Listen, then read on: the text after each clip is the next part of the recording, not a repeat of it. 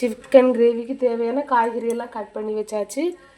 இது எல்லாமே காய்கறி. இது தேங்காய் பால், சிக்கனு, இஞ்சி பூண்டு பேஸ்ட்டு. நம்ம இப்போது சமையல் ஸ்டார்ட் பண்ணலாம்.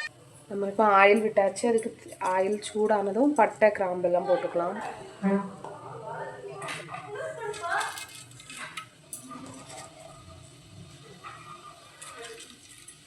இதில் கொஞ்சம் பெருஞ்சீரகம் ஜாஸ்தியாக இருக்கும். கொஞ்சமாக பட்டை போடும். நம்ம வந்து சிக்கன் மசாலாலாம் சேர்க்குறதுனால லைட்டாக இருந்தால் போதும். இப்போ இதில் நம்ம வந்து வெங்காயம் போட்டுக்கலாம்.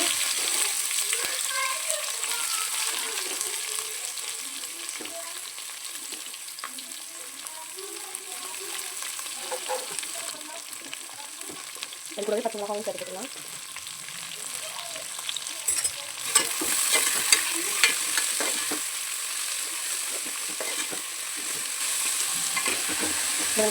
இந்த வெங்காயத்தை வந்து கொஞ்சம் கோல்டன் ரோஸ்ட் கொஞ்சம் நல்லா கண்ணாடி மாதிரி வரது வரைக்கும் கொஞ்சம் வதக்கி எடுத்து அதுக்கப்புறம் நம்ம இதில் வந்து இஞ்சி பூண்டு பேஸ்ட்டு சேர்த்துக்கலாம். இதில் வந்து நம்ம இப்போ கண்ணாடி பக்கம் வந்து இது ஆயிடுச்சு. இதில் வந்து இஞ்சி பூண்டு பேஸ்ட்டாக நம்ம சேர்த்துக்கலாம்.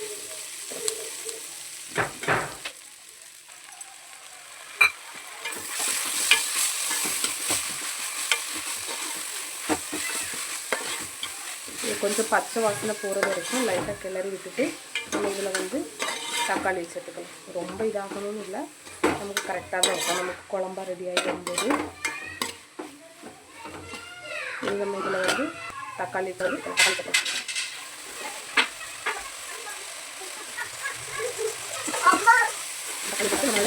நம்ம நல்லா தக்காளியை வசதி எடுத்துக்கலாம். எல்லாமே ஃபுல்லாக வதக்கணும்னு இல்லை, பாதியாக வதக்கினா போதும். ஏன்னா நல்லா அவியும் போது எல்லாமே மையாகிடும். அதனால நம்ம லைட்டாக வதக்கி விட்டுக்கலாம். இனி இதில் வந்து நம்ம உருளைக்கிழங்கு சேர்த்துக்கலாம். உருளைக்கிழங்கு இருக்குன்னா கிரேவி வந்து நல்லா கட்டியாக படுத்தி கொடுக்கும். அதனால உருளைக்கிழங்கு அதுவும் டேஸ்ட்டும் சூப்பராக இருக்கும் சிக்கனுக்கு. நம்ம உருளைக்கிழங்கை போட்டுட்டு அடுத்தால அதுக்கு கூட கொஞ்சமாக மஞ்சள் பொடி போட்டுக்கலாம். மஞ்சள் பொடி நம்ம தேவைக்கு போட்டுட்டு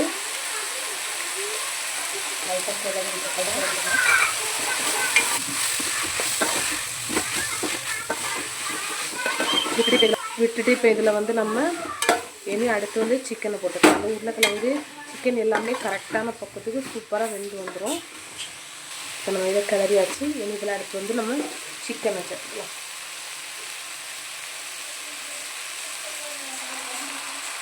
இது எல்லாம் மிக்ஸான சிக்கன் தான். எலும்பு எல்லாமே சேர்த்து தான் சிக்கனை போட்டு வச்சுருக்கோம். எலும்பு ஃப்ளஷ்ஷு எல்லாமே சேர்ந்து தான்.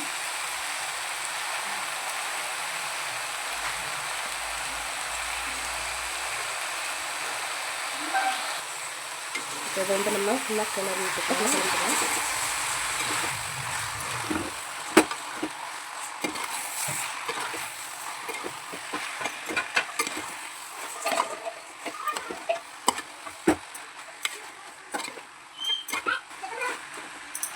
அடுத்து வந்து இதில் என்ன பண்ணணும்னா தேங்காய் பாலை விட்டு அவிய வைக்கணும். அப்போ வந்து இந்த தேங்காய் பாலை வந்து சிக்கன் எல்லாமே நல்லா சூப்பராக இருக்கும். இப்போ தேங்காய் பாலை ஃபுல்லாக விட்டுக்கலாம்.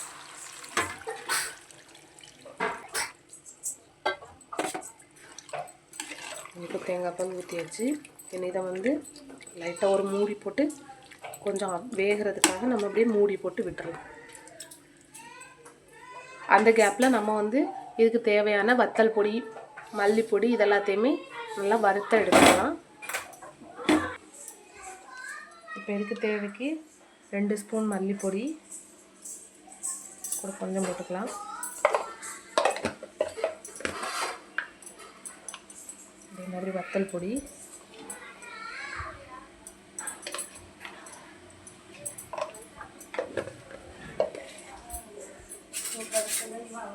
இதை கொஞ்சம் நல்லா வறுத்து எடுத்துக்கணும். வத்தல் பொடியும் மல்லிப்பொடியும் வறுக்கும்போது கொஞ்சமாக பொடி உப்பு போட்டோம்னா அந்த நெடி வந்து ஜாஸ்தியாக இருக்காது. அதனால நம்ம அந்த நேரத்தில் கொஞ்சமாக வத்தல் உப்பு போட்டுக்கலாம். ஒரு 1/2 ஸ்பூனோ 1 ஸ்பூனோ உங்களுக்கு தேவைக்கு உப்பு போட்டுக்கோங்க. இந்த உப்பை வந்து சிக்கன் செய்யும்போது இந்த உப்பை நம்ம வந்து கம்மி பண்ணிக்கணும். இந்த வத்தல் பொடியை வந்து கொஞ்சம் டார்க்காக வறுத்து எடுத்துக்கிறதுனால கிரேவி வந்து நல்ல கலர் கொடுக்கும். அதனால தான் இந்த வத்தல் பொடியை வந்து நம்ம வறுத்து எடுத்துக்கிறோம். ஆனால் வறுத்து எடுத்தால் வந்து கிரேவியோட டேஸ்ட்டும் டிஃப்ரெண்ட்டாக தான் இருக்கும். நல்ல மணமாகவும் இருக்கும் இந்த வறுத்த மசாலா போடுறதுனால. நம்ம வத்தல் பொடி வறுப்பட்டுருச்சு. இதை நம்ம வேறு பாத்திரத்தில் இனி மாற்றி எடுத்துக்கலாம். இப்போ நம்ம வத்தல் பொடியை வறுத்தெடுத்த மசாலா இது வறுத்தெடுத்தாச்சு. இனி அடுத்தாலும் நமக்கு இதுக்கு தேவையான சிக்கன் மசாலாவை எடுத்து வச்சுக்கலாம். இப்போ நான் இது வந்து நமக்கு தேவையான சிக்கன் மசாலாவும் வத்தல் பொடியும். இது வந்து ஆச்சி சிக்கன் மசாலா. எனக்கு டேஸ்ட்டுக்கு இது ரொம்ப பிடிக்கும். அதனால இது ஆச்சி சிக்கன் மசாலாவும் இது வறுத்த வத்தல் பொடியும் எடுத்து வச்சுருக்கோம்.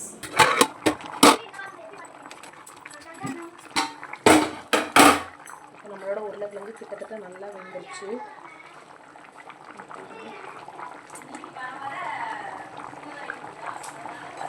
சரிதான், நல்லா மையாகிடுச்சு. சரி, நமக்கு இது வெந்தது போதும். இப்போ நமக்கு வந்து தக்காளி எல்லாமே நல்லா வெந்துருச்சு பாருங்கள். தக்காளி எல்லாமே மையாகிடுச்சு. இப்போ அழுத்தினோன்னா எல்லாமே கசஞ்சு அப்படியே இதாகிடும். கரெக்டாகிடுச்சு. எந்த உருளைக்கிழங்கு எல்லாமே நம்ம மசாலா எல்லாம் போட்டு கிளறும் போது வெந்து தொலைய ஆரம்பிச்சிடும். நம்ம அதுக்கு இது வந்து பக்குவம் கரெக்டாக இருக்கும். நம்ம இதில் வந்து மசாலாக்களை எல்லாத்தையும் போடலாம். இப்போ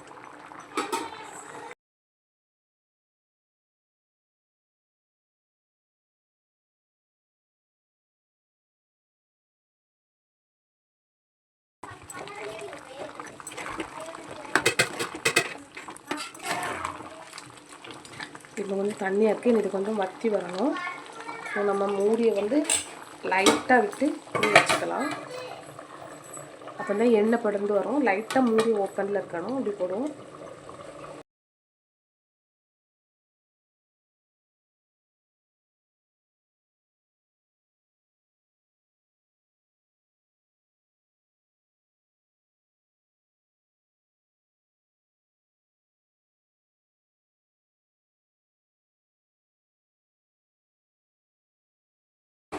நம்ம வந்து கொத்தமல்லி போட்டு ரிப்பீட் பண்ணிக்கலாம்.